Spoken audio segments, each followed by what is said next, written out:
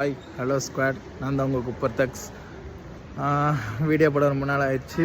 கொஞ்சம் எப்படி சொல்கிறதுனா, என்னோடய ஒர்க்கு கொஞ்சம் ப்ராப்ளம் ஆகிடுச்சு, இஷ்யூலாம் இருந்துச்சு. ஸோ அதை கிளியர் பண்ணுறது கொஞ்சம் டைம் ஆகிடுச்சு. இப்போ பார்த்தீங்கன்னா நான் எங்கே இருக்கேன்னா அபுதாபி ஏர்போர்ட்டில் இருக்கேன். ஆமாம் கைஸ், நான் ரஷ்யாவிலேருந்து இப்போ இந்தியா கிளம்புறேன். ஏன்னா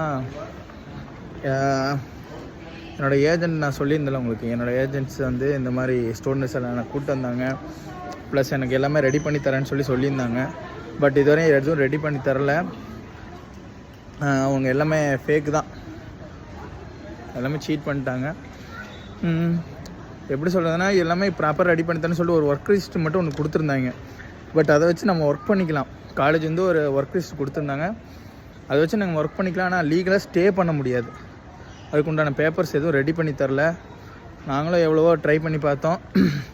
ரீசெண்டாக வந்து என்னென்னா, இப்போ எங்களுக்கு பண்ணி கொடுக்குற ஏஜென்ட் பார்த்திங்கன்னா ஸ்டூடெண்ட்ஸில் இதே மாதிரி ஸ்டூடெண்ட் விசாவில் கூட்டிகிட்டு வரும்போது ஏர்போர்ட் இமிக்ரேஷனில் செக் பண்ணியிருக்காங்க. அப்போ ப்ராப்ளம் ஆகி மாட்டிக்கிட்டாங்க.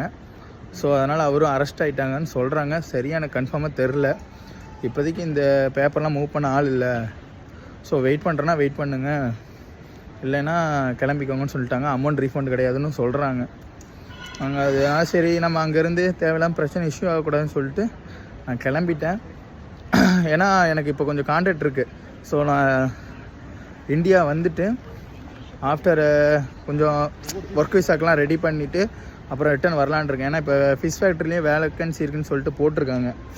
ஸோ எனக்கு லிங்க் கிடச்சிருக்கு. அதை வச்சு நம்ம திரும்பவும் ரெடி பண்ணிட்டு வந்துக்கலாம். ஏன் இவங்ககிட்ட போயிட்டு திரும்ப கேட்டு பிரச்சனை பண்ணி ஒன்றும் ஆக போகிறதில்ல.